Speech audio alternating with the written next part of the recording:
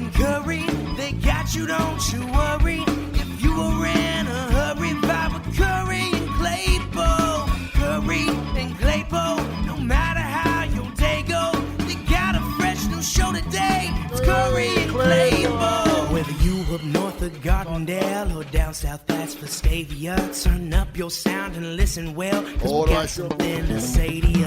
Kurre and Klapow, they in the know, their topics cover A to Z. So whether you drive fast or slow, just sit on back and feel the beat. Hey, the Kurre and Klapow. Yeah, it's Turkey Week, baby. Welcome in. It's Kurre and Klapow Show. Josh Klapow, Tony Curry. Turkey Day comes up on Thursday. We've mailed it in, folks. I think we're done. This is the time of the year where we're just, if you're expecting return phone calls, get business done, screw it, we're finished. It used to be like, 4 or 5 days prior to Christmas. It's like, hey, listen, I'm going to be hard to reach this week. Now, the week of Thanksgiving, done. We're finished. It's over. Yeah, we're mailing it in, man. Literally. Well, I'm getting no return emails. Everybody's. I love it, but I hate it. Like if you're one of those ones that got to get stuff done, it sucks. Yeah. Because right now, like I got all these business things out right now, and I'm like, listen, I really want to get something done here before January 1st, because we had sitting people like January 1st. I'm like, yeah, we're 5-6 weeks out. And then, how you doing, man? I'm good. And then I'm like, and so call me next week, and now it's Thanksgiving. It's over. I mean, I'm just like, forget about it. Do you think there'll be? You don't think it's bridged? Like, I know some companies that it's literally shut down until the first of the year. Yeah. But I feel like there's the period right after Thanksgiving for like I don't know. a week. You're not getting anything big done right now. Like a week. It's the end of the year. Budgets are done. People don't want to do anything. Then January, it takes like a couple of weeks to get things started again. So by February, we'll be back. The business is shutting down. Yeah. So pretty much from November through February. No. If you got to get things done, you're obviously still getting after it and getting out there and trying to get things done and close things up. But yeah, if you need other people, forget it. If you can't do it yourself, you're done. So we go to Oxford, the city of the Festival of Lights, last night. Oh, Oxford. You went to no, your son, not that Oxford. No, but there's many. Go ahead. Yeah, go ahead. We went to Oxford. They used to do the Shadrack thing at the Birmingham Race Course, and they stopped doing that. Now it's in Madison, Alabama. I'm not driving 2 hours for Christmas lights. Oxford's a little bit of a hike. It's an hour. Yeah. And so we went last year. Of course, it was COVID. It was a little weird, but it was fine. So we get there, and it was only the second night, so we had the place to ourselves, and it was great. It's $25. You do have to get an armband if you want to, but they have ice skating, and there's a giant snowman. There's slides, and so I mean, it was a drive-through. No, and there's food trucks, and no, it was great, and Santa Claus was there. Mm-hmm. So I'm with my daughter, and she's on the hunt now. She ice skated for the first time last night. How'd that go? Horrible. She broken ankles? No, but she held on to me the entire time, and of course they didn't have them in 14s, so I couldn't go ice skating with her. They didn't have ice skates in 14s. Wait, so what did you do? I walked her around on the outside. Oh, I was going to say, because you would have been all over that. And I said, let me just push you really hard across the ice, and you'll be fine. Anyway, so Santa Claus was there. Well, Santa Claus was there last year. Careful now. Oh, no, I already talked about it. And the Santa Claus last year was a skinny, scrawny little guy. Looked like Barney Fife with suspenders. And my daughter was like, man, that was Santa Claus. She goes, was that the real Santa Claus? She already knows that not every Santa Claus is the real Santa Claus. Mm-hmm. We had that conversation. I was kind of cringing a little bit, and she's like, I know that's not the real Santa Claus. I know that Santa Claus is real. There is a real Santa Claus, but he has people that look like him that goes out and does his work. And I said, that's right, because Santa Claus is all over the place. Sophisticated. So she goes, was that Santa Claus? So we're driving up, we had an hour, right? She goes, on the way up, she goes, is that Santa Claus last year? Was that the real one? I said, because she knows I know Santa Claus. I've got his phone number in my phone, right? Because I used to know. He's not returning calls right now. Oh, he'll return my call. Busy, dude. Santa Claus loves rock and roll concerts, too. Santa Claus used to call me to get tickets for shows. Really? Yeah. Okay. I went to a Kiss concert with Santa Claus once. Santa Claus. Anywho, okay. So I said, well, first of all, she says, did you think that was the real Santa Claus last year? And I said, well, here's the deal. I said, the fact that he didn't have his jacket on. He had this green wife beater looking thing on, and he was skinny. And I said, Santa Claus was hot. And she goes, I've never seen Santa Claus without a jacket. I said, that was kind of strange. That would tell me that maybe he's so comfortable that is the real Santa Claus. She goes, but he was really skinny. I said, well, it was like the beginning of December, and Santa Claus packs it on. You've seen the show. He packs it on like the last 3 weeks. I mean, he's carving out like he's going on a swim meet, right? I mean, the dude is eating like pasta out his ass for like 14 hours a day, right? Just pull this stuff out. So I said, but I would say probably not. So we go last night, and I always want to see Santa Claus. Even if my kids don't want to see Santa Claus, my 17-year-old's like, I've seen Santa Claus enough. Tell him I said hi. My 14-year-old was a little wigged out. And then my 9-year-old, and I says, so it's the last thing we're going to do. I said, let's go see Santa Claus. And, the kid, I guess, well, I'm going. And then my daughter's like, oh, I'm going. And my 14, I'm going to go. I said, sure. So we walk in, so they had the picture thing, and there wasn't anybody in line. And I walk in. And Santa Claus is standing there behind. He doesn't sit down with the kids right now, I guess, because the COVID thing is still going on. I guess. Plexiglass kind of thing. No, he's just a big green couch. Okay. And he has sleigh outside, and he's standing behind it, and he takes pictures, and he stands behind. Okay. Okay. Now I don't know. I'm assuming that he will allow children to sit on his lap because that's what Santa Claus does. By the way, we're going to go through a bunch of things today that are no longer accepted in the Christmas tradition. So we'll talk about some of those things, and it bums me out, but in some ways I'm kind of like, yeah, it's probably time. Maybe because the Me Too thing, I don't know. Maybe they don't do the thing on the, I don't know. Yeah. Cold outside. Which is a shame because you're talking about a 3-year-old and Santa Claus. I mean, it's like. Well, 3-year-olds. So anyway, so we go out and say, hey, and he's asking Lila what she wants, and he already knew that she wanted some Lego sets and stuff like that. So the kids walk out, and he tags me on the shirt, and he goes, hey, can I talk to you for a minute? And I said, absolutely. And my daughter looks at me. She's like, she's got these eyes. She's like, yeah. And she's standing there, and she's holding on to my shirt, and he goes, okay, can I talk to your dad alone for a minute? And she looks at me, and she's like, and she said, have you been good? And I said, I have been good. I think so. I said, I think I've had pretty good. I said, go on. I said, I'll be out in a minute. So for like about 13 minutes, because I looked at my watch, it's about ready to close. For about 13 minutes, I had a conversation with Santa Claus last night. Now, I knew the Santa Claus. Oh, you knew? Well, okay. Because this is Santa Claus. It was the real Santa Claus. And you knew this. And I knew the real, and I knew who was, so he's like, okay, he looks at me and goes, I was like, I said, that's the real deal right there, bro. So we had a conversation. And he goes, I know you have a successful radio show. You do the Kurre and Klapow thing, Tony Kurre Radio. You did Jocks, you did Classic Rock. So I need you to get a message out for me. This is some deep stuff. I know, right? And I was like, I had goosebumps. I was real goosebumps. I said, he goes, I want you to pass along a little message for me to everyone you talk to, because I know a lot of people listen to you, and I know a lot of people hear your voice, and I think it's important that you get this word out. I said, okay. I'll tell you what he said during the show. Oh, jeez. God, you and your... Okay, I'm sorry. I got to fix something. Yeah, I'll tell you what he said.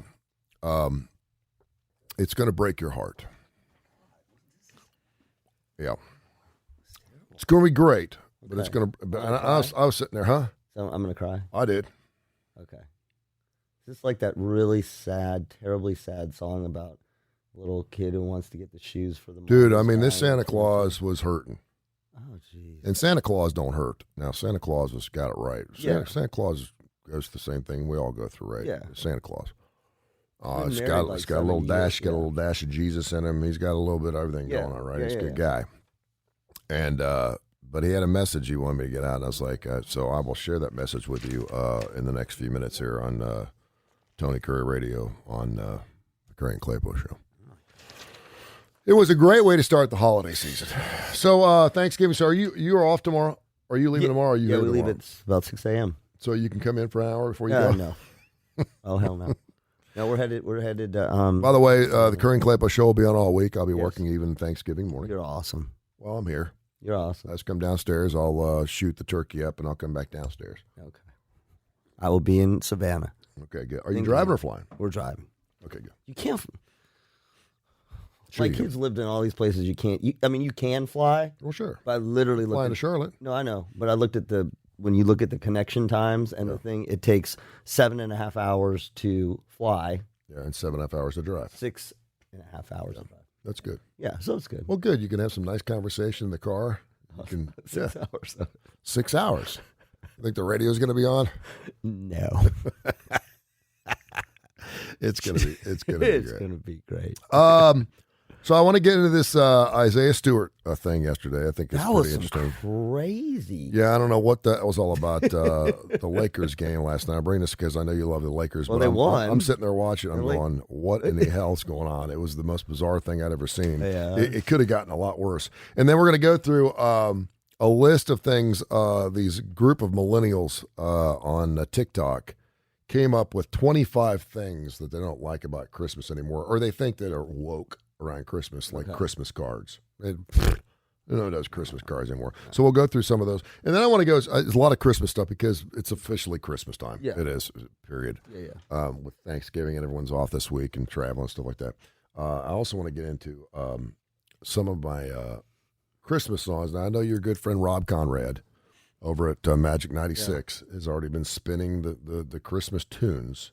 My good friend Jeff Tyson, who is like, it's all Jeff Tyson radio right now on Magic. It's like he voice tracks 20 hours a day. He does. Every time I turn on Magic, it's Jeff Tyson. I'm like, dude, you ever get last night, 11 o'clock.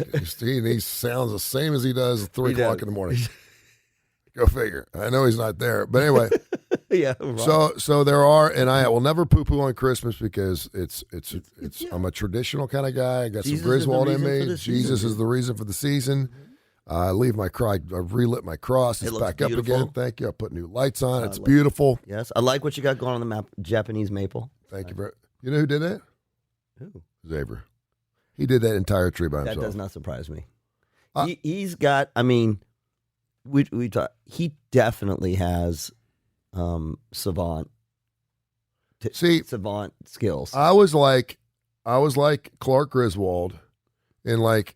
And the kids were like, let's put up Christmas lights. And I'm kind of like, because most of the time when the kids put the lights up, they're not being put up the way I like them. Right. And then I have to go back and redo them. Right. And now the last 3 or 4 years, I'm like, you know what? Just right. Go for it. Because I've taught them how to put up Christmas lights for the last 10 or 15 years. I show them how to do it, and I plug it in and how they're supposed to be a little I'm not anal about it. Yeah, but I'm like, if you're going to put the time and effort into it, it's got to look good. If you just take it went from throwing a water lights, just throwing them on the tree and going inside and drinking hot chocolate to like, if you're going to do it, let's do it right. Yeah. So I take care of the things that kids can't do it. So my son was like, I want to do the tree. And I said, all right. So last couple of years, whenever he does, I don't touch it because he's seen me go back and correct the stuff. And it hurts his feelings. Yeah. And so I'm like, go for it. So he's like, I said, how many strands? You're like, 26. I said, 26 strands of lights? He goes, 20, I need 26 strands of lights. I said, okay. So I got 26 strands of lights, and I put them in a big bucket, and I put them out there, and I got on a ladder, and I call it the blue tree, and I'm on the ladder, and I'm listening to music, and this was a couple days ago. And he does it, and I'm like, he's like, come look at my tree. I saw it. And he did it all by himself. Yeah. I said, dude, he's I learned from the master, is what he said. He said yeah. And I said, I don't know about that now. He goes, no, I'm talking Jesus. Really? Yeah. I said, attaboy. I said, yes, he is the master. I said, but he did fantastic. It looks beautiful. Yeah, it does. He did great. Can I tell you what? I was at Publix yesterday, and we'd already talked. They got any turkeys left, by the way? Because I have not. Yeah, there's some. Okay, guys, but I'm not got the. When the pandemic started, there was like runs on stuff. Yeah. And now we got the distribution issue. Yeah. The oddest things were not available. I wanted to get a box of apple crisp, making like apples. Can't get any. Those are out of supply. Get peach, but apples not sold. It wasn't that they were sold out. I mean, they were sold out, but they only had 3 of them. So that was one, and that's a little holiday. I get that one. Yep. Then I go over to the cream cheese section because we get cream cheese. We're going to find a cream cheese. There's no cream cheese. Isn't that weird? There's no. Yeah, that's what. Hang on, onion dip, no onion dip, and again, these are like Velveeta white Blanco, the cheese. It's been out for like a month and a half. Isn't that? And it's not like. And I swear, there was plenty of cranberries. Yeah. You get plenty of cranberries, and there was one other thing. Oh, feta cheese. I mean, there's no tie to the holiday. So yeah, this distribution thing is is fascinating. I mean, you just can't get weird things. We saw a bad wreck last night on I-20. It closed the highway. It just happened right in front of us of a Kroger truck. And I was like, we don't have any Krogers around here, so I must have been going to Atlanta, I guess. Yeah. But I was like, man, right now is the time you don't want to be wrecking a Kroger truck. Very interesting. But I did get I got the last cream cheese. Yeah. Good. Got the last cream cheese. And cream cheese, cream cheese lasts quite a bit. You can get cream cheese. And onion dip. There was one onion dip I got. See, but again, if people would stop hoarding things, they've already said. What I mean, like, how are you hoarding the National Retail Federation came out and said, listen, if everyone would just get what they normally get and try not to buy more than you need, we won't run out of things. Well, you've seen the signs. I mean, again, this is such an interesting, to me, cultural thing in the pandemic. I have never in my life been told or said that I can only purchase 2 cream cheeses. Yeah, right? I'm only want one. But yeah. Well, you don't need more than 2 cream cheeses. I remember when the pandemic started, I couldn't buy 2 gallons of milk. And I have to get 2 gallons of milk because we'll go through a gallon a day. And I couldn't do it. I was like, okay. So milk, I get milk. They have not had chocolate milk at Publix in 2 weeks. Yeah. Which is really bizarre to me because they got plenty of milk, but they don't have any chocolate milk. That's exactly. I haven't seen chocolate milk anywhere, and my kid loves chocolate milk, so I'm doing the Hershey syrup making thing. It, okay. Which is even better. You can get syrup. Yeah. Isn't that weird? I'm telling you, it is. Like, what the hell's the difference between milk and chocolate milk? You would think it would be on the same. Pasteurization, is it different or something? You would think it'd be on the same truck. It's not homogenized? I don't know. Well, yeah, but there's no chocolate milk, but there's all the white milk you want. Yeah. It could be a racist thing. No, yogurt. There's yogurts, but the kind of yogurt that I get, just gone. And it's like, I don't know, it's like, okay. Well, I hope you have a wonderful Thanksgiving. I hope you have a great Thanksgiving. And if you don't have cream cheese, you're going to be okay. Yeah. And I also found out today, I was going through my kids' schedule, that kids are out the 17th through the 12th of January. I thought they went back to school like on the 3rd because I'm getting them through Christmas. Yeah. No. And I'm like, wait a minute. And then it's like kids are out to this. They're off like 3.5 weeks. And then we'll probably have a little surge, so they'll be back. Well, I think that's why they're doing it. Maybe they're doing they're not doing virtual anymore. I don't know. Because we always went back. Like the 6th. I don't know. See, when we went to school, we never got out. This is my get off my lawn moment. Yeah. We got out at noon on Wednesday before Thanksgiving. Yeah. And you were off Wednesday, Thursday, Friday, and then Saturday, Sunday, you go back to school on Monday. Yeah, we did. And then you got 1 week off for Christmas. Oh, that was it. Really? 1 week off for Christmas. We had like a 3-week We would Christmas. get off on the 23rd. Oh, gee. Oh. Depending on when it fell, the 23rd. Yeah. And then you got off through the rest of the year. And then you go back to first Monday after January 1st. You lived hard, man. Well, we had to go because we didn't have air conditioning at school. So we had to start. We didn't. Funny. Like you and I, you would think that you're 25 years older than me. We didn't start till September 4th. Kids go to school now in August, the beginning of August. We started late too. Which I'm kind of, I'm thinking like, would I rather go school year round and have plenty of time off, and keep them in? Because we had 90 days off for summertime, and it was always 91, 92, 90. We had 3 full months. It was awesome. Kids now get like 2 months, which is like, I guess is fine. Actually, as a parent, it's great. Yeah, it's easier to have. Well, I'd rather have them 2 months off because by the 3rd month you're about ready to scratch your eyeballs out, and then go 2 months and then let them back and just have some time off because I like having the kids off. It's great.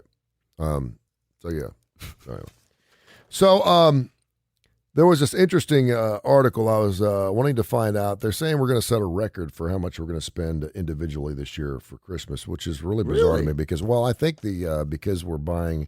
60% of people still say they go to brick and mortar stores, which sounds pretty high to me. Yeah. 30% of people will do all their shopping online.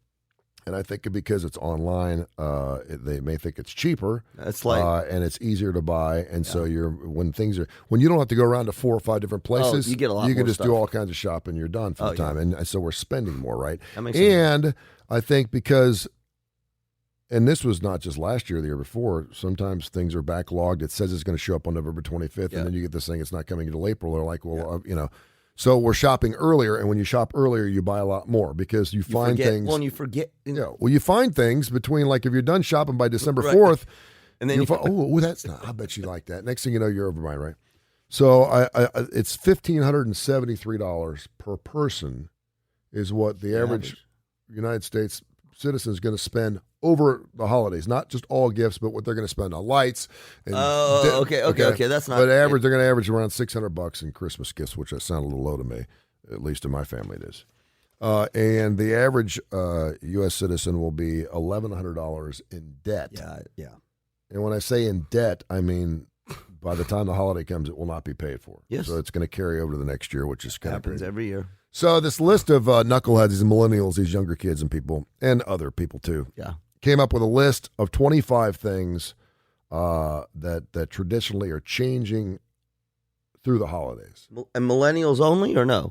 Actually, it was open to everybody, but a lot of millennials Okay. boasted their ideas. Okay. And I wanted to go through some of them because I thought it was pretty interesting. Christmas cards are out. I just texted you the other day. I love getting Christmas cards because it's a pain in the ass. And I'm a card guy. Yeah. You have to go to the store. You have to get it. You have to write it. You have to you can mail do it it. all online and have somebody do it for you. Shut up. You can. Yeah. Well, you know that's happening. I know. I got an e-card one time, and that would be the last time that ever happens. I said, "Do you ever send me an e-card again?" Oh, really? E-cards are bullshit, first of all, because just email me. Just say, "I love you." Don't send me an e-card. E-cards, that is the stupidest, dumbest idea in the world. I know people do it. We do that in That's my family. that's ridiculous. Don't, seriously, if you're a client, a friend of mine, Yeah. don't send me an e-card. What about a phone call is a hell of a lot better than an e-card. And then I got to... Yeah. I got to tap it to get into it. Yeah. They're trying to sell me crap. Wait, I'm but like, there might be a gift card in there. Whatever. No, seriously. You can have it. You can have it. Don't send me an e-card. Oh, my God. I don't care if it's on. I don't care. If you send me a gift certificate from Woodhouse Day Spa, that's great. Okay. You've got a gift certificate. Okay. But don't send me an e-card. Don't do it. What about Jib Jab? If your husband or wife send you an e-card, that's that's how it started with me. I was like, I cannot believe you just sent me an e-card. Yeah, man, that was the end of it. But cards show initiative. They show thought, time.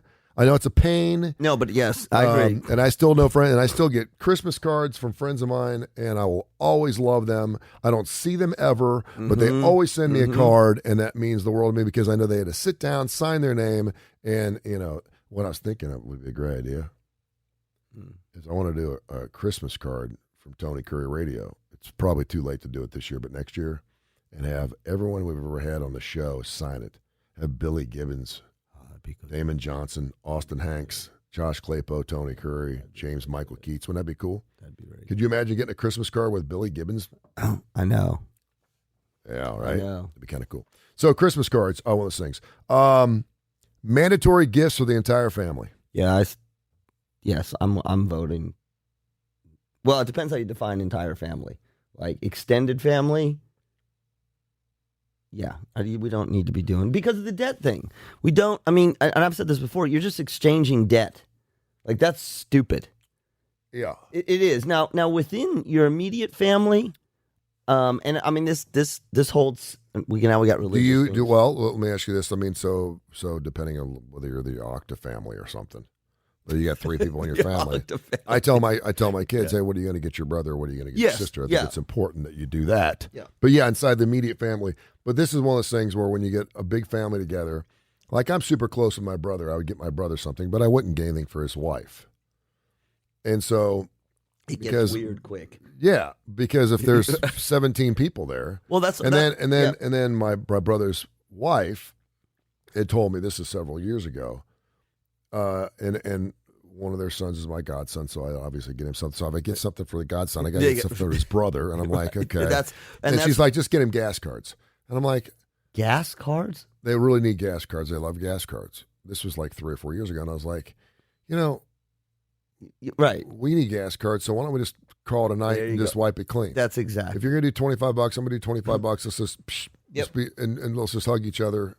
And be good with it. And she's like, so we're not going to do gifts? I'm like, yeah.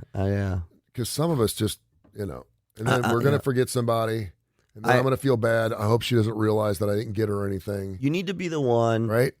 I mean, it gets a sticky situation, but I think somebody has to raise their hand because that's part of the problem. Nobody wants to be that person that says we're not going to get gifts, but so often everybody's in that same boat. Oh my God, we got to get this. But Exactly. Oh, And I'm usually, because someone's like, hey, things are a little tight this year. I just Right. couldn't do anything. They'll make like hot chocolate mix or whatever. That Right. big bags of powder. You know, who knows Yeah, what the hell's in that. I'm telling you, it is. But then there's always one person that ends up buying something for somebody, and then you feel like a fool. Well, I know we weren't supposed to do anything, how many but times have you scrambled? I'm like, dude, we said we weren't going to do this. I know, but I saw this and I knew you really needed it or you really like it, so I thought I'd get it for you. And then I feel like a total idiot. I'm like, we said we weren't. It's okay. And I'm like, no, it's not okay. Now you're not getting something and you're going to hold it against me. Oh my God, it's so fun because I don't know how many years I've been running around my house with Jules. Terrible. What do we got? Is there got to be something? We got a bottle of wine? Is there something? Is there You got to show up with something. No. Is there something someone gave us that we haven't opened yet? Mm-hmm. Oh, great. It's perfect. It came in a gift bag. We'll put it in a different gift bag. I mean, that's to me where the absurdity gets into. It really does. I mean, and I think that it goes across religions. It takes somebody, though, to stand up and say, well, it's two things. One, somebody to stand up and say, look, let's just, maybe if there's little kids, we used to do this with Julie's family. Okay, every family's going to get one gift for one kid. And just because it got ridiculous because with the cousins, all that stuff. But I also think that if you do that and this is interesting. If you lay that rule down, I actually think it's rude. If that rule's kind of been laid down, it's rude then to go get somebody something. I wasn't going to get anything, but I saw it, and don't do that. Then give it to them outside the family. That's exactly. Don't make it because then it's like, stop. Like that's not. Yeah. It takes away. Well, what we did is, we used to get the whole family together. We haven't done it in the last few years. It's unfortunate since my dad passed away. We just don't get together like we used to. We all met in Louisville, Kentucky about 3 years ago, and we had a wonderful time. It was really nice, but it's difficult. But I'm the only one that still got young kids, 9-year-old. Everyone else is in their 20s and older, and they're off doing their own life, and they're having their own kids, and they're bringing their camp, And so we turned it into the white elephant thing. Yeah. Where instead of doing gifts, we'll do a white elephant thing. Well, that's also woke now. That's also what's the white elephant? That's the white elephant gift where you get a really goofy gift. Oh yeah. Or something re-gifted. You're not supposed to go out and at least occurring in the Curry white elephant way. Like you would. Is you don't go out and buy this, anything. Yeah. Okay. You don't go buy anything. Where did we get this? That's for a bicycle. Okay. You don't go buy something. It's you take something you already have. We've done that. And it's usually something really. Okay, but even that, okay. And so, and then you pick it, and then if the next person goes, you draw cards. Who goes first. Dirty Santa. Then the next person gets it. They can steal your gift, and then blah blah. Have you ever noticed when you do that? And they're supposed to be these like under $10. Yeah, it's never. But you know what? I don't know about you, but I've been in those things where somebody's junk. I mean, it's supposed to be a joke gift. Yeah. Oh, it's good. Someone always wants it. Yeah. I'm like, oh, wait. Yeah. I want the squeaky horn. Yeah, I know, right? Yeah. There one year, my kids were super young. My sister had a gift, and I got it, and it was a dildo. Seriously? And I'm like, really? And I was like, what? You got a cheeky family, man. And she started laughing, and they were at an Indianapolis Colts game, and someone had thrown it onto the field. And her husband was like, go grab that. That'll be our Dirty Santa gift. And I'm like, it's funny, but we had kids around. And so it was really uncomfortable. It was funny, but I was kind of like, okay, we're doing sex toys? Yeah, your family must be. That's interesting. So white elephant gifts is another thing we don't do anymore. Oh, that's okay. I just mentioned last night sitting on Santa's lap. And by the way, I'll tell you what Santa said to me in a few minutes. Do we not sit on Santa's lap because of COVID or just sitting on Santa's lap? No, sitting on Santa's lap's been kind of going out. I think it's really unfortunate because I do think it's a tradition that has been going on for hundreds of years. You have to I think it's cool. And you watch Christmas Story and the kids are screaming and crying, you're nervous and stuff, but it's part of Christmas. And I know a lot of people are like, well, if it sucks and people are screaming and crying, why do we do it? Because it's part. You have to have the baby photo, the young child. I'm Jewish, and we got it where I'm screaming. You have to have that brother photo. Screaming. It's I got classic. it of each of my kids screaming. We all did scared to death of Santa. It's like getting your first vaccination. Exactly. Right? It's a traumatic experience, but it's a fearful thing that you got to get through, and it's great. And I know people are like, that's ridiculous, but I'm just I telling you, I'm like, we got to stick with this. Now, the Me Too movement has changed that a lot. I think that's really bizarre because for the most part, unless your kid is like 12, 5 years old and he weighs 600 pounds, he's going to be a 5-year-old. And so the idea that we're even throwing that in the mix, that's not cool to be sitting on a stranger's lap anymore. It's not a stranger's lap. It's Santa Claus's lap. And if you're going to a Bass Pro Shops or a mall or something, you're going to a reputable Santa Claus. You got nothing to worry about. Maybe it's a whole bad Santa thing that kind of threw us off. But sitting on Santa's lap evidently is not the thing to do anymore. And that will going to go along with what Santa Claus told me last night. Oh, God. Pets as gifts. Don't do it. Well, okay, yeah. You never. People do it. That's so. Now, if we all want a puppy, I'm going to give you a puppy in the family, but do not ever give another family an animal unless they ask for it. I mean, like, who does that? Yeah. We did that. I mean, my family, we had done Christmas puppies 2 years in a row, but it was not, the puppy wasn't in the box. Like, we went and got the puppy. Why would you? Hallmark Channel Christmas movies. Yeah. People are like, they're making 41 new Christmas movies this year for the Hallmark Channel. They have done. I don't know. It's the same thing. Guy meets girl, they get beat up, and they end up falling in love. And it's because the holiday season, they end up, blah, blah, blah, blah, blah. Visiting multiple relatives on Christmas. It's a hassle. It's a pain in the ass. Yeah, I mean, going from one family to the next, going to the next. We used to go to 3 different places. It was fun. It was a pain. I can remember we was always up north because it was snowing, and we always had all this extra stuff. And it was great to see everybody. You get comfortable. You get drunk. You're there for a day and a half. You get up, and then let's go see your parents. I ain't doing it anymore. It's unfortunate because sometimes that's the only time you see anybody in your extended family. FaceTime. Huh? You can FaceTime now. Here's one that I think is interesting. There used to be this thing where you'd only put the tree up the day before Christmas. I don't know anyone who did that. But keeping your Christmas decorations up too late. Now, there's Christmas lights. Listen, I don't like having my Christmas lights up in November. I think when you ever see lights, it makes you happy. Yeah, I agree. So whether you want to take that into the spirit of the season or whatever, but whenever this lights period are very festive, and when I see lights, I go, ooh, it could be the middle of July. Ooh, it's Christmas lights, We got white lights in my house. Listen, and I'm the Jew. I am the Jew who would leave the lights up all year round. But evidently what we're doing now is we're starting earlier, and then like the day after Christmas, it's over. Now listen, which is not good. This is an interesting thing because I live in a mixed family. Yeah, and I'm the Jewish one, and my wife is Episcopalian. Jules has this thing. I think it's just because of all the disarray in the house and all this. Man, day after Christmas, we won't take it down, but she's ready. She's like a few days after Christmas, she's like, get this, we're done. Isn't that weird though that we celebrate something? It's like a marriage. It's like you spend months and months getting ready for the flowers and everything, and then the minute you're married, you're like, okay, that's over.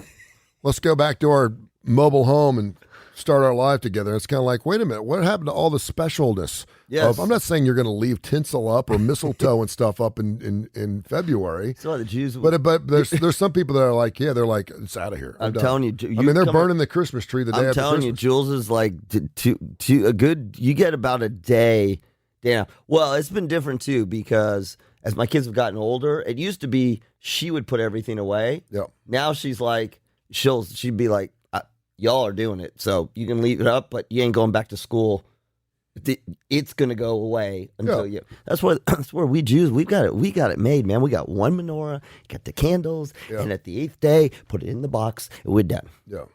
See, as Christians believe that you should keep everything in celebratory mode for until the Epiphany. Yes. When is the Epiphany? The Epiphany in 2022 is January 6th.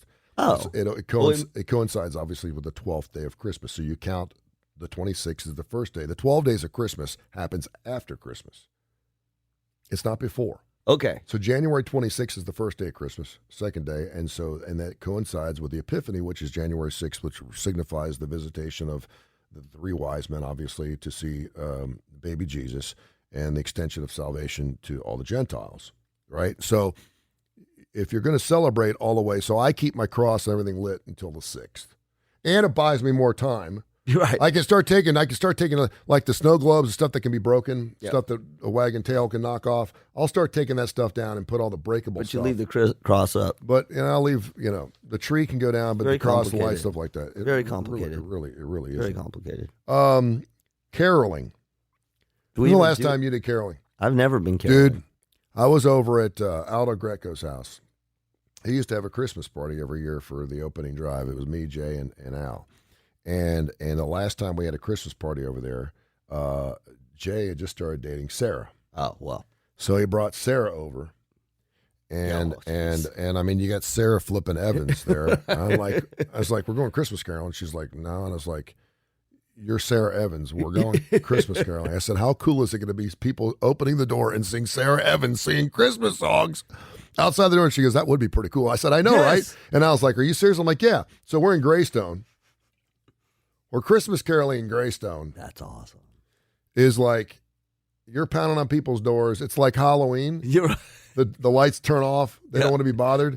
But, man, when they do open the door and you're singing, it's come on in and go to the liquor cabinet. There was a couple places. Oh, yeah. I was walking through liquor cabinets at every house. I was like, we're going to another one. And I had sticker bush things. I was running through trees. I was going, and we were singing, and we must have hit about 18 different houses. We were the So hit. Sarah let you all sing with her?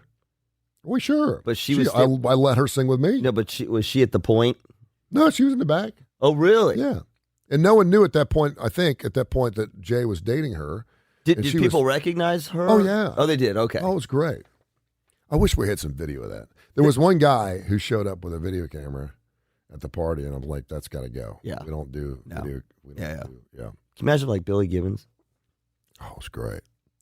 No one does Christmas carol. Man, if someone came to my door to sing Christmas I'd carols, cry. I would love it. I'd cry.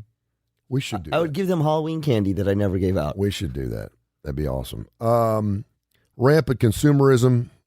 It Yeah, goes of without course. saying. Yeah. Sometimes I think, we created this mess, right? And let's be honest here, it makes us spend more than money we got, and it's good for the economy, and it gives people a lot of jobs, so I'm okay with that. Fruitcake. We. You know a fruitcake story? So again, that was so funny. to me about Fruitcake these- went out so long ago that it's almost cool now. Well, so listen. Yeah. My family tells us, and again, I grew up in a mixed family. So we got all these Jews, and then my stepdad and his whole family, not Jewish. And so my stepdad, years early, bought a fruitcake. You know, nobody likes fruitcake. So each year, bring it out, and then my mom, who's Jewish, we can't throw the fruitcake out. Nobody would eat it. Like nobody, it would just sit there. Yeah. So my mom, we'll put it in the deep freeze. Oh, yeah. Right. Yeah. So we put it in the deep freeze. So the next year we bring it out, nobody eat it. So just The like same one? Oh yeah. For like, I mean, it became it's good this, forever, I like know. 9 years. Yep. If you got 1 year, one of my stepbrothers goes to eat it. Like everyone's like, "What are you doing?" Yeah. He's like, "I'm going to eat the. You can't eat the fruitcake." And you can't tell if it's bad or not because it's got green fruit and stuff. Oh, in it. and I don't think it ever goes bad. You know what? Can I tell you this? I actually like fruitcake. That weird green. You ever had holiday stalling? Yes. My mom used to do. Oh, see, that's she'd go out and good. get 12 Oh. holiday stallings. We used Yeah. to. My dad would put a big slab of butter. It's powdered sugar. Oh, thing on it. yeah. Yeah, it's pretty good. But the fruitcake thing, yeah. So they're saying you can't do fruitcake. Well, nobody does fruitcakes. But fruitcakes, I mean, now they're back in a Yeah. little bit. Maybe you should get a bread maker and make your own That's true, fruitcake. Mistletoe is out, and this really bothers me. Mistletoe. I get mistletoe every year. I do too. We have it. We have some in our trees. I climb up trees and pull down the fresh stuff myself. You have fresh mistletoe? Yeah, we have mistletoe right up here in the corner. It's the only thing that's hanging from the tree. Does It's it grow pretty high. indigenous here? Yeah. Do you think I have it in my house? Oh, I'm sure you do. So if I you see anything green above the tree lines, it's mistletoe. If your do tree's you know how dead, many years I've spent looking for mistletoe? Like, I'll going show to you buy some it? when we walk out of the studio. tomorrow. Really? Look at he's a naturalist. Yeah. You are a naturalist. You know No, all it's kinds. free. You get Wow. like I mean, it's like Really? it's like bales of it. It's, Not holly bush. no. It's a real deal. Okay, good. Yeah, it's awesome. I had no idea. Mistletoe was always yeah. it was a way to find out if someone liked you. We would never. I would never go under the mistletoe in hopes to get a kiss from a person that didn't want to kiss me. But it would give you an opportunity to be an icebreaker for some. And you would always hide. You would hang it over doorways. So if someone was walking by, it gave you an opportunity to go kiss your girlfriend or your wife, just to kiss her, or your sister or your mother. Hey, baby, Yeah. It was always a fun thing. And now because of the Me Too thing, it's kind of gotten a bad rap. And it's unfortunate because mistletoe has always been a fun tradition. Well, I mean, it's like, again, I always say, read your room. Yeah. Read your room. I mean, at an office party, you probably don't need to put mistletoe over a doorway. And then just plain traditions. Traditions are, wait, Anything that you traditionally do in your family, we don't want to do anymore. we did that with my ex and I. We had a deal where we always in our family would open our Christmas gifts on Christmas Eve. We'd run out and look at Christmas lights, and while we were out looking at Christmas lights, Santa Claus came to the house. We missed him every year. Who's a sneaky little guy.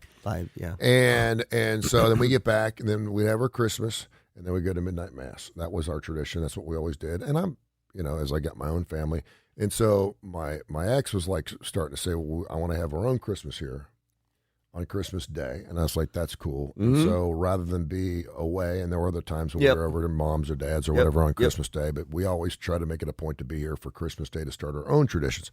But if you're not into traditions, then they don't work and you don't want to do them, don't do them.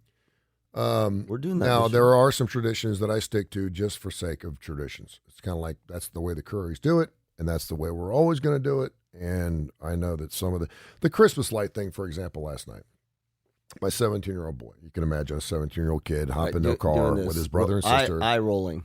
Yeah, and we were going to go Saturday night. He didn't want to go. And I was like, okay, well, how about, he goes, oh, we'll go tomorrow. And I said, okay.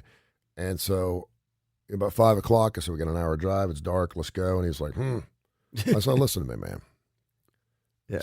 This is a tradition. I'm 55. It still means something to me. I said, if you don't want to go, you don't have to go. I said, but you only have a couple more of these. And it's over. That's some good guilt. And he goes, what do you mean? I said, you're going to be going to college. You're not going to be doing Christmas lights with us anymore. I said, yeah, well, I said, no, you won't. I said, you'll be off starting your own thing and your own girlfriends and your family stuff. Good guilt I said, so there. and boy, he had a great time. He whined a little bit. But it's funny because kids at that age, they're children. They're still children. And they don't want to show that they're into what's going on. That's exactly. So they get snarky and snippy, and and next thing you know, you find them almost crying, and they're like, "That was beautiful." And then last night, he came up and gave me a big hug. He's like, "Thanks, Dad, for making me." That's a Griswold Christmas, right? So, but if you have a tradition and you won't do it anymore, don't do it anymore. Well, listen. Once we had kids, the kids are always they're like the pawns. Yeah. So we had kids.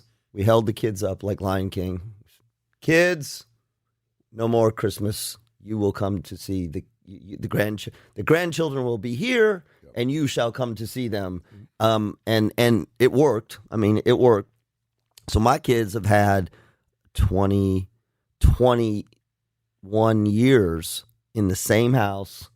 They would, when one was in St. Louis, just like the commercial for Folgers or whatever, they came back at night and Max, and it was like, I know. And he's going to go out with his friends, and he comes back and says, Mom, I decided to stay home. The whole thing, I'm telling you, I don't know, like this is maybe just like, there are moments in my family's life that cue commercial for me. Subaru moments, because, she's driving off and I'm crying and thing. But then we have the Folgers thing. Max is driving home from St. Louis. Oh, the Publix commercials are killer. This year for us, tototally blown up. I mean, we're blessed, but totally blown up. Not spending Thanksgiving together, first time ever. Driving to Savannah to meet one of our kids. Yep. We're, again, fortunate and blessed, but it's the first Christmas we will not be spending at our house. Again, we will be in England. But it is an interesting thing about the way people hold on to tradition, because it is important. Traditions are important. Customs are important. Rituals are important. But there can be a point at which you're holding on to it so much that it's almost like you can ruin the tradition, because we are going to have the Christmas or the dinner here, and it's going to be the Griswold thing, yeah. I mean, I do think it is in particularly holiday season. The holiday season in addition to the religious piece, it's about to connect. It's about connecting with friends and loved ones. Yeah.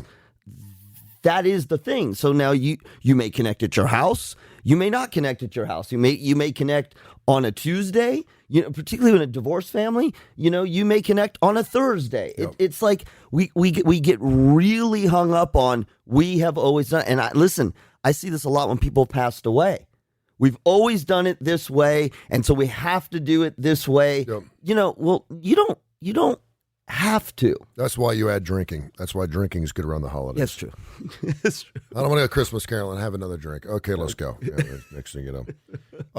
And finally, and again, we were talking about Rob Conrad, the Christmas music thing. Listen, I love Christmas songs. It's the same songs over and over and over again. Last night I was listening and I heard the same song by 3 different artists in a row. Yeah, it must have been a mess up because I was listening to Magic Night. I was like, they just played Here Comes Santa Claus on the same song 3 different times, but it was a different artist, so it sounded a little different. And so I was thinking to myself, and I will never poo-poo on Christmas because I'm not a curmudgeon. No. But there are, and I wanted to bring this up, there are about 3 or 4 different Christmas songs that if I never heard them again, I'd be okay with it.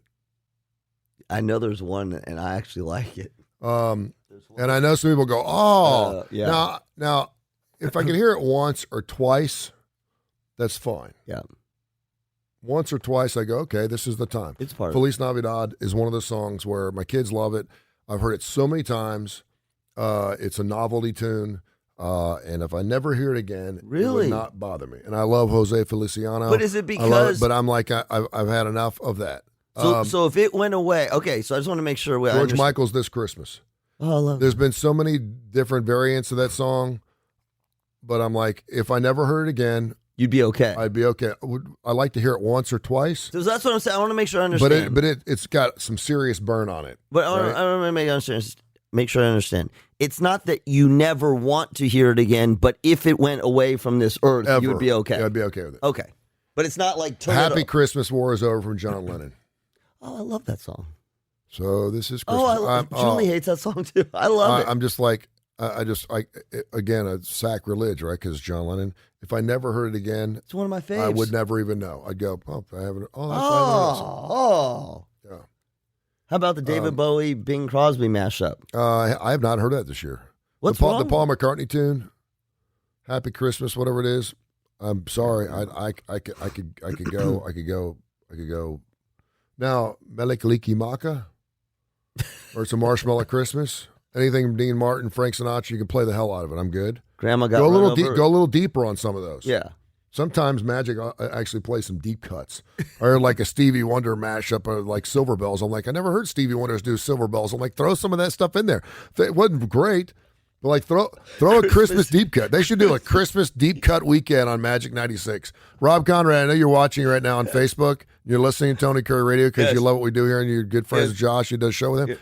They should do a deep cut weekend. Does anybody do that? I heard an Anne Murray tune last night. I was like, does okay. Anybody do Christmas deep cuts? No. Because the novelty would be great. Because you're right. You do get, and as I get older, I want to hear it. I start listening to it later and later because I get burnt on them faster and faster. Yeah.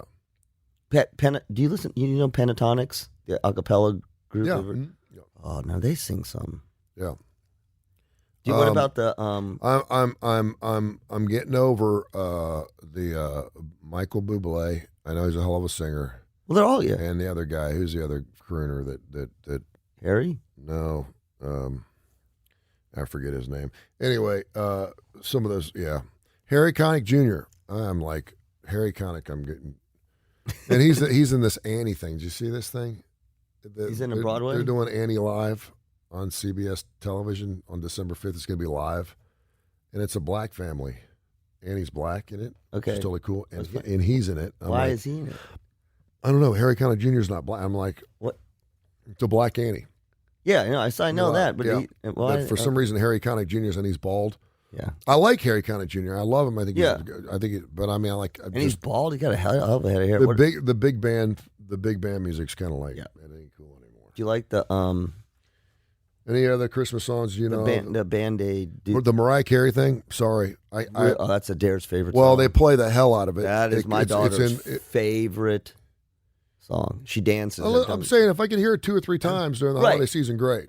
But I mean, I will hear that song 60 or 70 times. No, listen, let me ask you this. And it's great background music. You know what it is? It's like classic rock on the Eagle.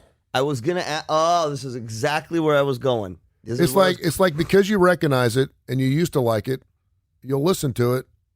And you, again, I always say don't tolerate your classic rock, love your classic rock. Right. That's what we try to do here at Tony Curry Radio. Right. And people are like, holy crap, I love your station because you play stuff I haven't heard in years. Right. And we have 700 songs so they don't burn out. That's right. I'm not sour, but it's like hearing the same song over and over and over again. Right. And because it's recognizable and you're okay with it, you'll listen to it. It's not like Sweet Home Alabama that you really love, despite the fact you've heard it a million times. Yeah. So that's what, but I get it. And the other thing is, the thing about the Magic thing, and they start earlier and earlier every year, is like a lot of us don't want to quit cold turkey Christmas. I mean, like it when you want to stop smoking. Right. Yeah, I know. Cold turkey don't work. Okay, so what do you go down from 2 packs to 1 pack to 3? Your Christmas music afterwards? Yeah. So what I mean, about fade they in? they say the day after Christmas until the last gift is open, you'll hear Christmas, and then they go back. So like December 26th, I'm still feeling the joy. My heart is full. We just had a wonderful time, and then I'm on there and I'm hearing Whitney Houston. No, here's the thing. Do you think you should mix it in? They could drop 1 or 2 an hour just to kind of say, "Hey, we're still here." No, but that's not, because we're still celebrating. But I think you should do it on the front end. Like instead of they flipping, do that. Instead of flipping, you start sprinkling it. Well, they do it because they make money. Yeah, well, because that's it's all about money. Yeah. Yeah, they start playing. Their best ratings is the Christmas season. Yeah, because everyone's listening. That's why they do Christmas Magic in July. Yeah, well, that does. What about the Band-Aid There's a song? station in no. I know Julie hates that too. Do they know it's Christmas? No, that is a. I just like the video because I like to point out all the people. Are we still making money for that organization? Are we still doing the Band-Aid thing? Is that I still don't know. going? It's great because you got all the 80s. By the way, Mariah Carey has made $60 million in the last 5 years by that one song 60? alone. Just based on airplay. Yeah. That's a great song. She could never write another song, and she could live comfortably. Isn't that crazy? And I will give her props because there hasn't been anything really new that's come out in the last 10 years. And it's gotten folded in. It's a tradition, yeah. Which is just crazy. And what's crazy about that is it's not like she, I don't know, like obscure singer who didn't have other hits. Yeah. That is so weird. It's hard to write a new Christmas song right now. Like I don't even hear "Grandma Got Ran Over by a Reindeer" anymore. Thank God. Yeah. I'll hear some. Yeah, the Dr. Seuss, the Grinch. Yeah, that's good. Just don't overplay it. I don't hear a lot of Vince Guaraldi anymore. I used to love the Charlie Brown Christmas. They play the Linus and Lucy, but they don't ever play "Christmas Time Is Here," which I think is the greatest. I think is the greatest Christmas song. Is that when they're all going, ooh? Or, O Tannenbaum. There's a 6-minute version that's an instrumental that is just a killer, but you never hear that version. They should do Magic if you're watching right now, Magic 96. I know they watch. We should do a deep cut weekend. We have unique programming, but you have to pay for license. Damon Johnson. He's got a Christmas song? Is going to do his top 6 classic rock Christmas songs. Well, they're they're just the songs done by like. But I mean, he's going to pick his 6 favorite classic rock Christmas songs here in the next couple of weeks on Friday nights. Don Henley has the Christmas song. The Eagles, you mean? Or the Eagles, I'm sorry. No, that's a good song. But is that a cover? Is that a cover? No. Okay. So that one, I mean, it's not Mariah Carey, but it's really not. But it's a different, it's not them covering another song. Yeah. But that's a recognizable song. This is Christmas. That's a good song. Yeah, that's good. But I haven't heard that one yet this year either. What's wrong? I heard Kenny Loggins "Celebrate Me Home." That's more of a New Year's Eve tune. Yeah. And I have not heard "Auld Lang Syne" from Dan Fogelberg, which really is a New Year's Eve song. But that's "Celebrate Me Home" every year. I heard that on Delilah last night. You're listening to Delilah. Well, I had to listen to Christmas music because we were going to see the festival lights. Love That's me the only some station Delilah. I go to. You realize that she always picks a song, and it doesn't matter what your Terrible. problem is. The song's already. That is horrible I'm radio. gonna pick a special. That is terrible radio. Bye-bye. That is terrible radio. I heard some woman calling up last night. I want to give a happy Christmas message to my husband. We've been married for a year, and we're having a really difficult time. And please, honey, hang in with me. And Delilah, what's your problem? Oh, gosh, it's horrible. It's terrible. So we go to the Festival of Lights last night at Oxford. I strongly urge you to go. They're not spending any money with us. It's great. It's $25. Anytime you can spend an hour in the car with your kids, and they're just in amazement, and you're just driving, and you can shut your brain off and look at lights. I think it's great. And so we get there, and we're doing the big snowman. They got the world's largest snowman. You can actually hop inside the dude, and there's slides, and there's ice skating, and the whole 9 yards. And then there was Santa Claus. And so, no one wanted to go see Santa. I'm going to see Santa Claus because Santa Claus is the ultimate public servant. Mm-hmm. That's not voted upon. And I always want to go and shake his hand and thank him for his service. So we go in, and my daughter walks up, and he's standing behind the couch, and they wanted to take a picture, and I was like, whatever. And you could take your own pictures. You didn't have to have them do it, which was cool. You didn't have to buy the package, the $179 package of pictures. And the other one by Elf on the Shelf is done. The Elf on the Shelf is finished. Yeah. That was a great idea, brilliant idea. It started 16 years ago. It's hard to believe. It's 2005 is when the first Elf on the Shelf. Yeah. And I remember they tried to do the Christmas pickle. Do you remember the Christmas pickle? Everyone's trying to come up with some new thing. The Christmas pickle, and you hang the pickle from the tree, and that went over like a turd in a punch bowl. Kosher deal? Yeah, it was the. I remember my daughter going, "Get the Christmas pickle." I'm like, what is the Christmas pickle? What is that? So the Elf on the Shelf, I fought it for like years. Then we got it, and then we could never find the damn thing. Did your Elf on the Shelf destroy the whole house and that whole? Oh, yeah. Like, what was? I remember again as a Jewish person, I'm like, that's some weird. You can't find one, and now an Elf on a Shelf this year is $39.99 because you have to buy the book and the box. You can't just buy I don't need the book and the box. Just give me the damn elf. And I can never find the thing because he disappears. He shows up, he just disappears on his own. And so last year, I found like 5 of them. 5 elves. In the bottom of the box. Yeah, and I was like, so the Elf on the Shelf is done. So I meet with Santa Claus, and my daughter's sitting there asking for Legos and stuff, and he kind of tags my shirt, and he goes, can I talk with you for a minute? That's some scary stuff. And there were people in line. I was like, sure. And my daughter's eyes got like this big, and she's like, yeah. And he goes, honey, can I talk to your daddy alone for a minute? And she goes, have you been good? And I said, yeah, I've been good. She goes, okay.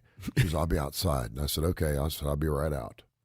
So for like the next 13 minutes, I had this discussion with Santa Claus. Now, Santa Claus is hurting this year because we've lost a lot of Santa Clauses to COVID.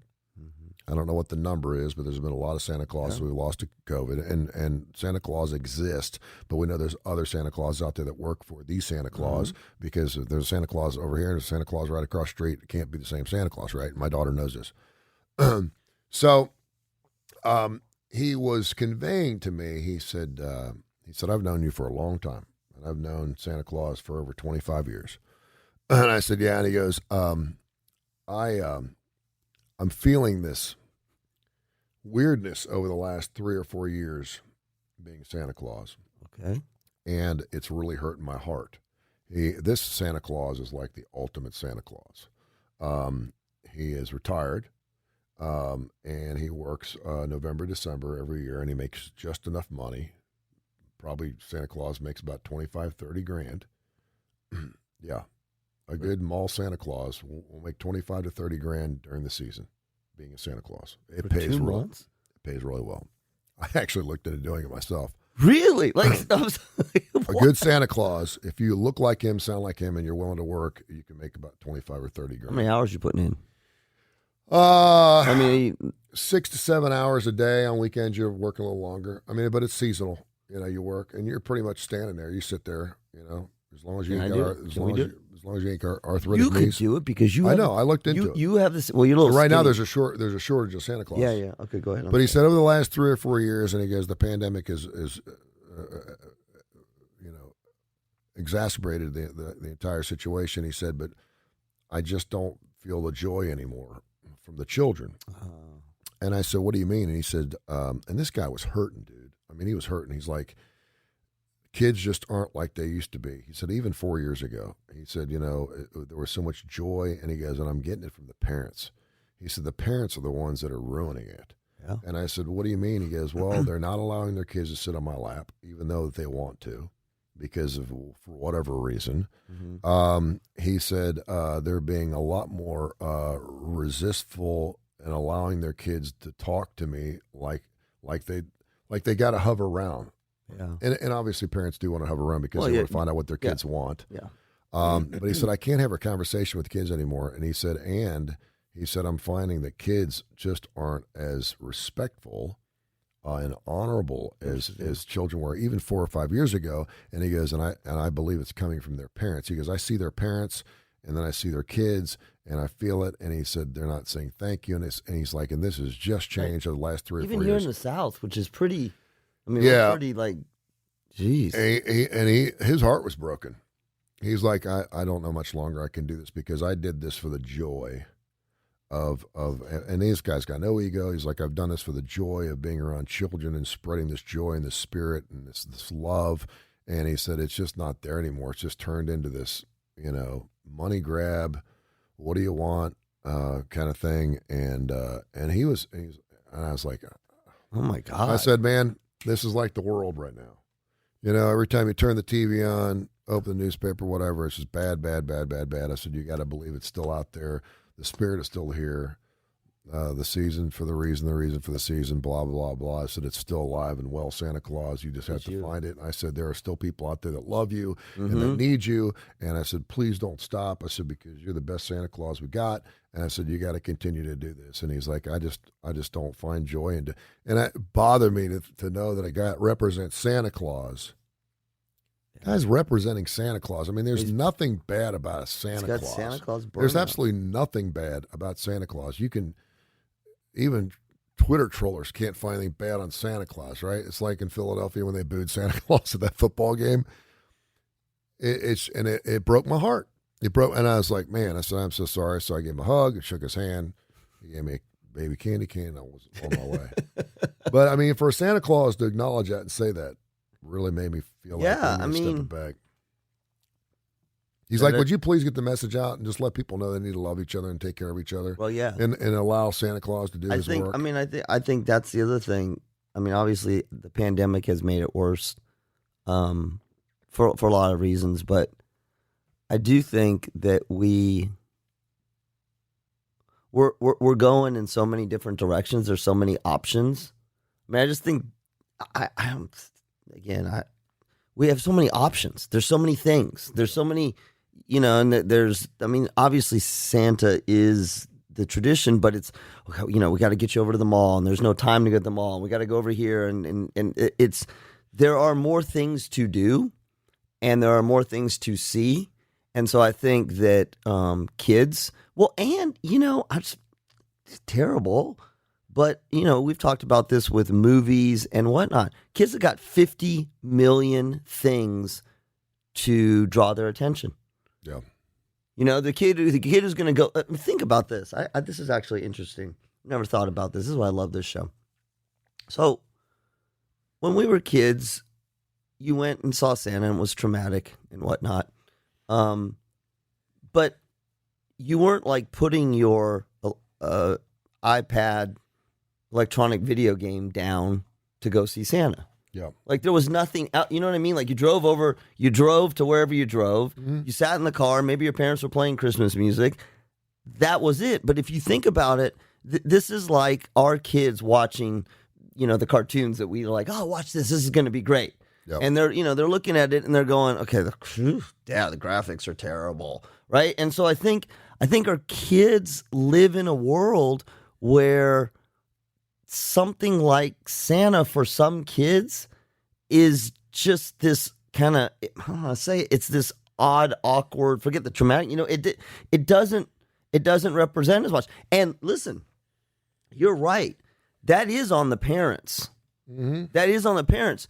And what I mean by that is this is exactly like getting your kids off of technology. So parents are like, "Oh my God, this is ridiculous! My kid's on the phone all the time." Yeah, you know what? It's your job. So, sorry, you entered a world. You brought kids in when we have technology. It's your job to make sure you know what's on their phone, to not let them watch, be on electronics all day long. You have to do that. And I almost think that it's sad to say, but with Santa Claus, you kind of have to do it the way you're doing it. It's got to be a big deal. Yeah.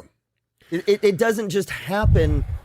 It doesn't just happen anymore automatically, because when we look around, there's 50 million versions of Santa Claus on every technology, on everything. So if you think about the kid's like, I'm going to sit on Santa's lap. That's weird. I mean, again, this is why it was traumatic to begin with. Well, I'll take it back to the movie Elf.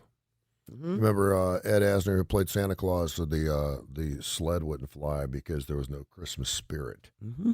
And that movie's been out for 20 years. We've lost, and I'm not saying everyone has, but as a culture, this is why Santa Claus spoke with me last night. We've lost the spirit. We've lost our spiritualness. Mm-hmm. Things have gotten more scientific. We want to debunk anything that you can't see, smell, or hear. We don't think it's real anymore. Mm-hmm. We've lost our innocence. I believe in Santa Claus, and I always believe in Santa Claus. We've lost our beliefs, and we've lost some faith, and we've lost some spirit, and we've lost in that season, and we've just gotten, quite frankly, really cynical. And it's unfortunate because this is the time of the year where we should throw all those things out the window and just believe in what you want to believe, and believe it's a beautiful time of the year. And obviously we know what the reason for that season is, and that's on December 25th. I saw this car crash last night. The dude runs into the Christmas Well, what about parade. Wisconsin? Yeah, and that's what I'm talking about. Yeah. And I'm like, but for everything that's bad like that, that's something that should make us be even more so determined to continue to, and for our kids. And I think what Santa's point was if the parents stop believing, then their kids are going to stop believing. Yep. And that's why it's super important to continue to share that with them and share those traditions. And you may not think they care about it, but they do. And make it as special as you possibly can, particularly with what we've gone through over the last couple of years here. I can think of all kinds of examples, clearly the pandemic, but I'm thinking about it in sports. I'm thinking about sort of helicopter type parenting. And even everything you just said, we've gotten scientific. We don't believe anything. We have done this to us. Because as soon as you were saying that, the first thing in my mind was, I was thinking somebody's pointing fingers. Even, your statements, we've gotten scientific, we're trying to debunk everything. And this is how bad it is. I immediately in my mind, I'm thinking someone going, that's because of them. Yep. This is what they did. And let's just say this. We have absolutely done that to ourselves. And I guess on the one hand, it's tragic to do it to ourselves as adults. But I've seen this in the pandemic. There are more kids now, older kids, not just younger kids, older kids, late teens and 20s, who are depressed. They're clinically depressed. And they're depressed because their world just became this dystopian, weird thing. And, they had visions of their senior year and in college and all that kind of stuff. And, parents and people are like, oh, poor baby, they don't get to go to their prom and all that kind of stuff. But that's, to me, it's the same thing. We as adults have to be so much more careful about the vibe that we are sending. Yep. Political, the scientific, debunking science, conspiracy, pointing fingers, I'm thinking of random things. Standing up at at schools. Don't tell me how to treat my child. Even if you don't want them to tell you how to treat your child, protesting around that. And you think about it. Helicopter parents with the Santa. Oh, don't touch Santa. Don't go. You've got these kids from ages 2 to 20 who are watching all of this as we're busy kind of hammering on each other and stuff. And what they're doing, particularly the older ones, 12 and up, is what's going into their head is they don't have perspective. This is my world. Yeah. You know, we always used to kid. My youngest, when she was 10, she's like, I've been doing this half my life. She would say things like, I've been doing this half my life and it's fun. But I think that if you think about it, as old as a 20-year-old, they don't have as much of anything to compare to. So we set the stage on all this stuff for our kids, on and Santa included. We've created this like bummer of an experience because we're upset or we're frustrated. I think the other thing too is we used to believe, just the word believe. We used to believe more. We used to believe in ourselves. We used to believe in our religion. We used to believe in Christ. We used to believe in our friends. We used to believe in our trust. We used to just have this belief that things were going to be okay and that's the way it was. And now in this information age we live in, and I'll take it back to something that's a weird analogy. We used to do radio and we didn't have internet. We didn't have a phone. If someone said, "Can you tell me how many touchdowns so-and-so threw last year?" I would never know, but now you can look it up and you can go on the fly. And that's where sports radio just got so information filled. And if you watch a game, there's numbers of first down, third down. They haven't done this since last Tuesday, and this is, net stats says that this has happened only one time in the last 4 years, and all this information keeps coming at you, and that's great. Information is a wonderful technology, but as we get more information, we ask more questions. Yes. And as we ask more questions, our beliefs, we want we want a reason for everything. And sometimes it's just better to kick back and go, I believe in this, and that's the way I feel. And particularly for something like Christmas and Santa Claus, it's important that we don't forget that. We don't have to question everything. You see how we mixed it? We've mixed it all over the place. We don't believe in some things that we probably should just believe in. Yeah. And the things that that we should be critical about, we just say, I don't believe in that. Yeah. We've lost.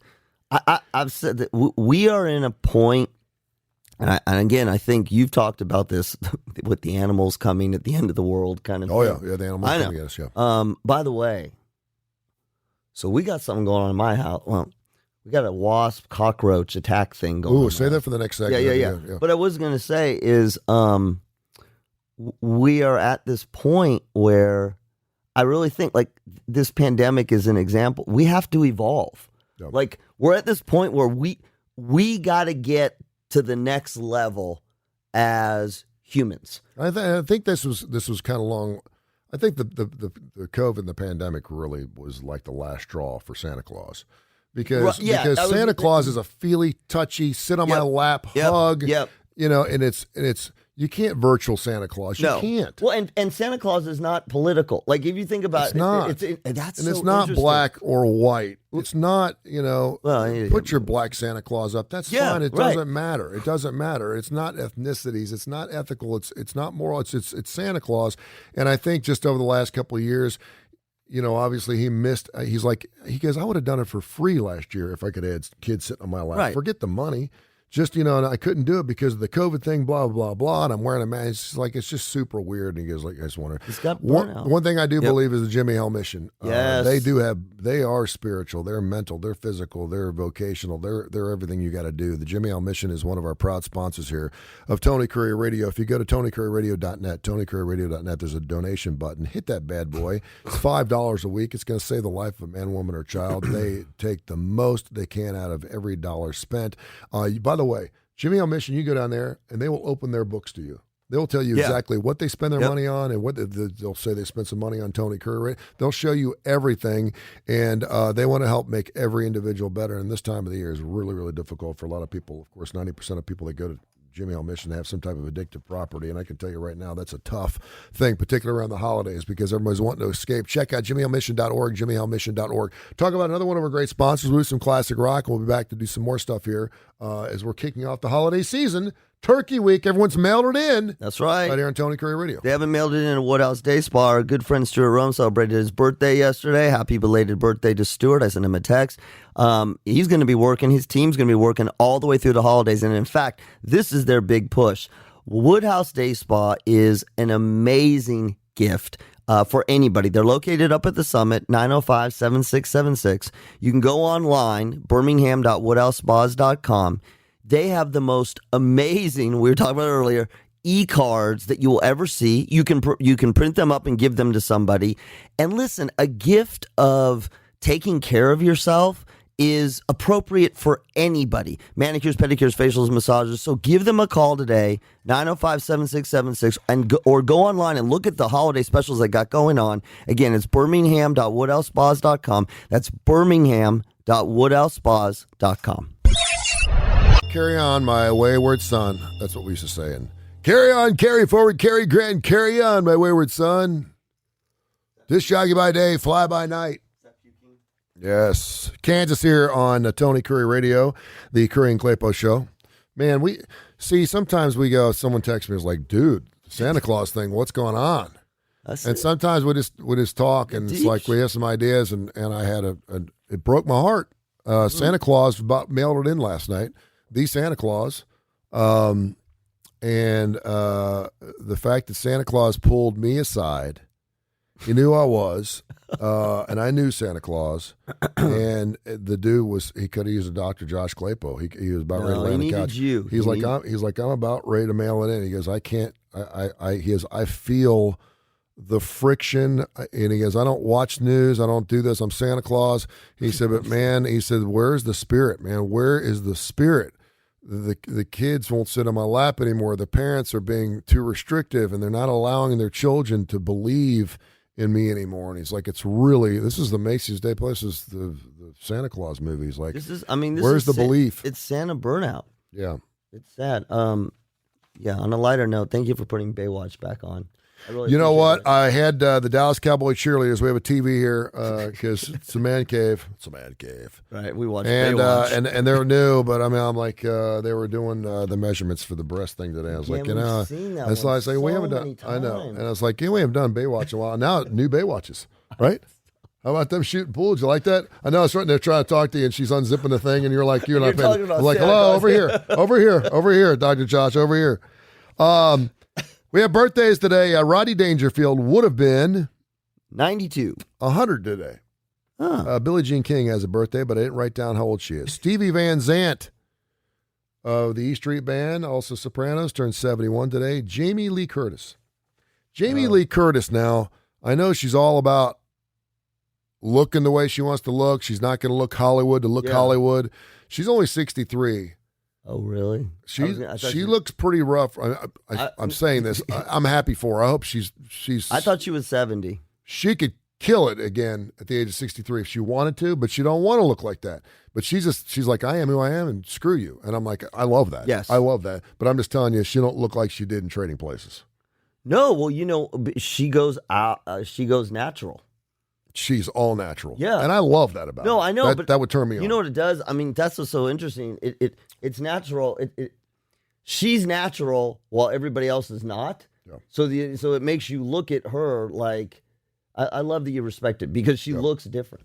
And the woman who repeatedly comes at the top of every list when you ask men, who's the perfect woman? Perfect in body, perfect in look, perfect in the way she acts, perfect in personality, perfect in spirit. I mean, I'm not talking about just hottest woman. I'm not taking a Kate Upton. Yeah. Who do you think it is? She turns 37 today. Only 37? Yep. She's the perfect woman. Every guy, when you ask a guy, they'll go, perfect woman. I have no idea. She's not the most beautiful woman. She's not the most talented woman, but she's just the funnest. Scarlett Johansson. Who? Scarlett Johansson. Oh, she's 37. Guys will she's tell only 37? Guys will say, if you want to go on a date with a woman and just have a great time and you're getting everything, Scarlett Johansson's the woman. She's not the most beautiful woman, not the most talented, but she's like that one girl that everyone's like, she looks fun. Yeah, I've been watching a lot of Marvel movies. Yeah. It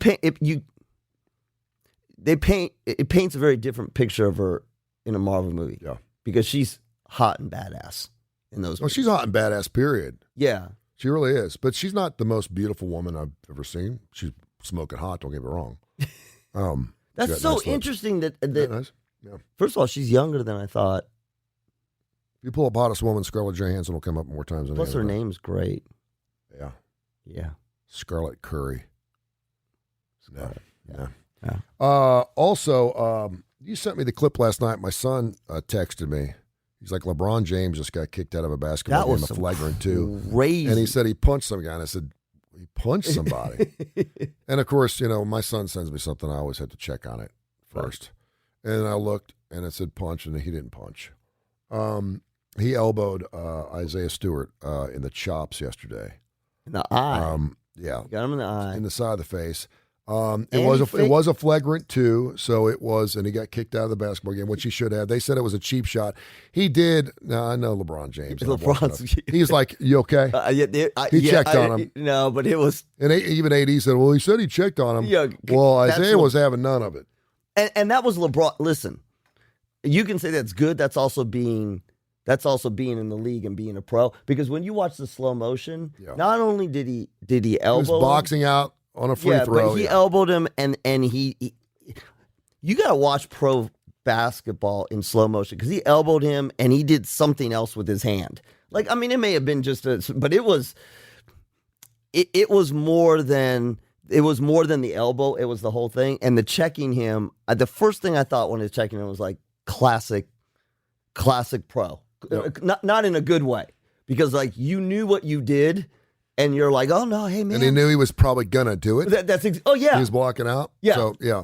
Isaiah was having none of it. Well, he lost. He lost it.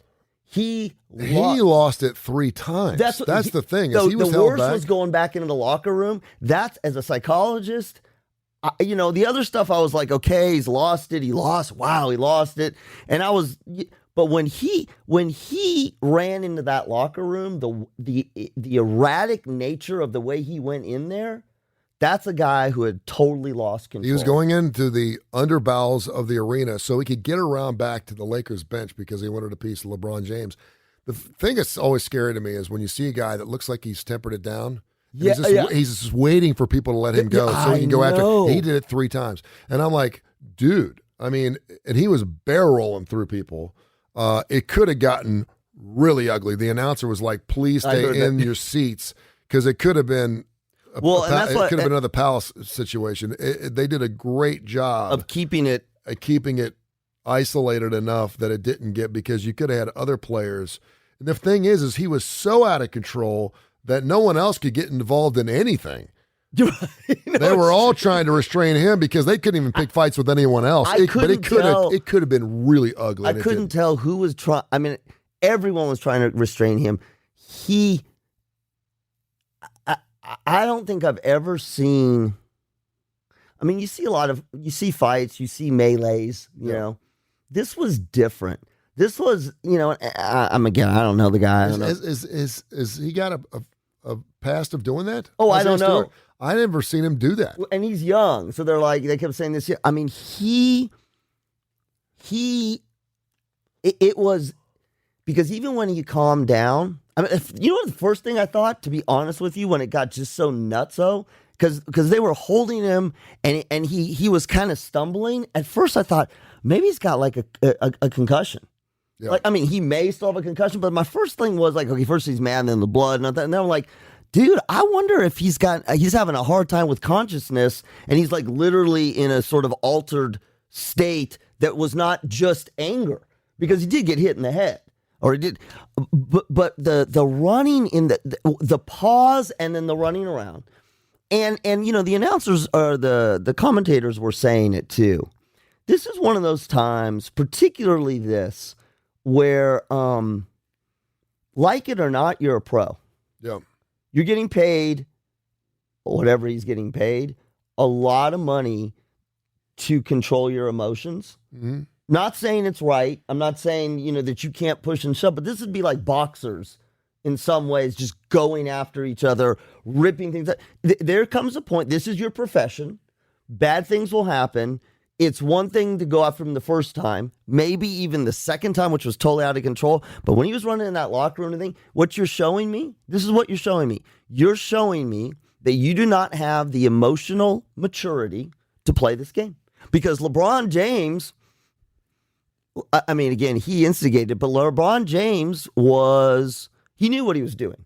He knew how to act. even the other players. I mean, because here's the other thing. You saw Rondo get off the bench, and he got off the bench because now the NBA, and they're super smart, the NBA has got, you get major fines for anybody who gets off the bench, which makes total sense. Yeah. It was scary. To me, what was scary was not the physical part of it. I mean, again, it was, but this guy lost his mind. Yeah. He lost I his mind. could not believe it did not escalate.